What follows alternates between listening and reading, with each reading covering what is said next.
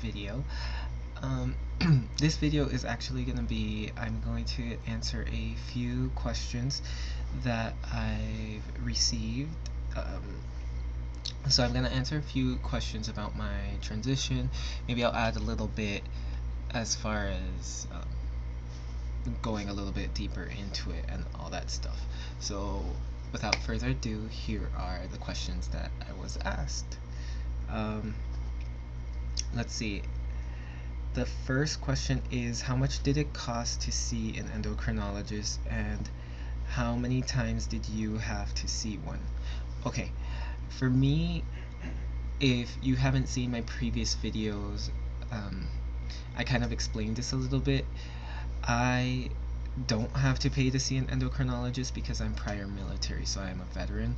So all my endocrinology and my therapy is free of charge, and my lab work is free of charge. The only thing I have to pay for when the time comes is facial feminization, breast augmentation, and SRS. So I don't pay for any of those things. But before, I did have I guess VA healthcare, like maybe a year ago or so. I had private healthcare, and that wasn't the name of the healthcare. Or private insurance. My private insurance was AvMed, which they have in Florida. I don't know if they have anywhere else, but I had AvMed. I thought it was pretty good. If you are a person that's looking into starting to get hormones or whatnot, what I would recommend is first start with a psychologist, just because psychologists that deal with gender dysphoria or trans individuals will usually know or be able to recommend a good endocrinologist that has experience with your particular, or I guess our particular issue, and also they would be able to yeah, pretty much recommend somebody. And then you can check if they fall under your network. What I mean by network is if they fall under your insurance. Um, Other than that, like I mean, to see an endocrinologist, you first need to see the psychologist, because the psychologist needs to clear you first. So either way, you should go see a psychologist first and see if they can give you the letter so that you can go to the endocrinologist and they can start you on hormones. But if you wanted to go straight to an endocrinologist, or if you have that already taken care of and you're just looking for an endocrinologist, you can Google endocrinologists that handle trans issues. I tried that and it didn't really work very well for me. What worked best for me was talking to the psychologist. So if it doesn't work for you, like talking to the psychologist or going the route of using Google, the other thing that you can do is you can look in your network and see what endocrinologists are under your insurance, and just call each and every one and ask if they're familiar with trans issues, or if they've ever dealt with trans patients, and would they be willing to recommend hormones or anything like that, or like prescribe hormones or anything like that. So that's that question. Let me see if I can find it. Oh, what happened to it? I think it's this one. Okay. The next question is, also, does it cost the same every time you visit them? Again, like I said, I don't pay to see my endocrinologist. I get the service for free, so I don't have to pay for that fee.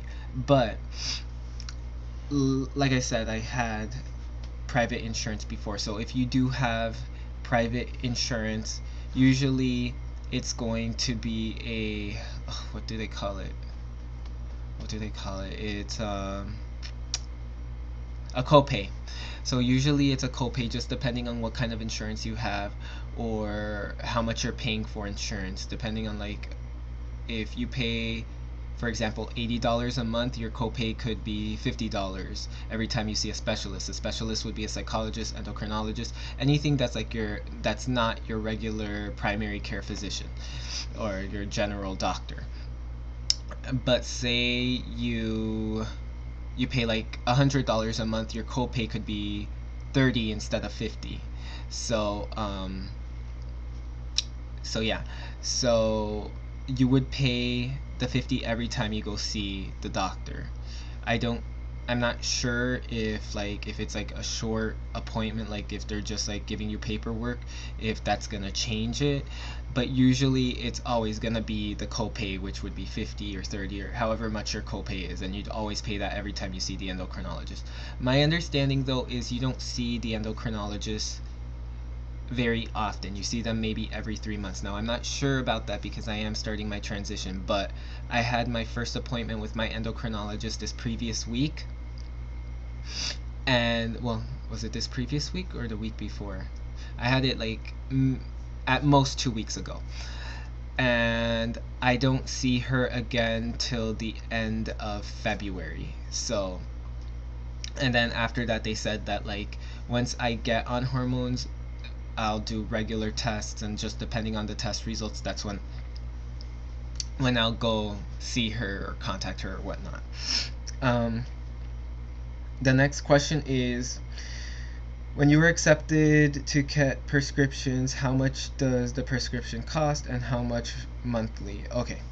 Again, I wish I could be more help with this, but I don't pay for anything. I don't pay for my prescriptions or anything like that. It's all covered by my VA insurance. So I wish I could help you more, but I can't. Um, I could let you know like what my prescriptions are when I do get them. I know I'm gonna be taking spironolactone, so I could let you know what they are, and then you can Google them or look them up or whatever. I know that I believe pharmacies, like if you go through a Canadian pharmacy, I'm not recommending this or anything like that, but I'm just like giving you some information. If you go with a Canadian pharmacy, it could be cheaper. Like there's some online pharmacies where it's cheaper. I don't know what pharmacies those are, so you'd have to Google and see if you trust them, and it just be your own opinion. I mean, you could Google one and then Google their reputation, and if you feel comfortable with that, then you can go ahead and do that. And I'm not recommending self medicating, but if you feel the need to do that, then I mean, that's your own decision and you're choosing to do that. Um, so that's that. The next question is, when paying for the prescription, do you know by any chance if they can make the cost reasonable within your budget? Okay. Again, I don't pay for my prescription, so the only advice I could give you for that is looking to see if there are generic brands for hormones or anything like that. Like check if Walmart or Target or Walgreens has like a more generic brand. You can ask your doctor if there's a more generic brand, or also if there's a more affordable brand, or if there is a medication that's going to give you the same results but at a lower rate, like not as expensive. So that's pretty much all I can give you for advice with the hormones and everything. Like, if you like this video, if you like me answering your questions and all that stuff, just leave a comment below.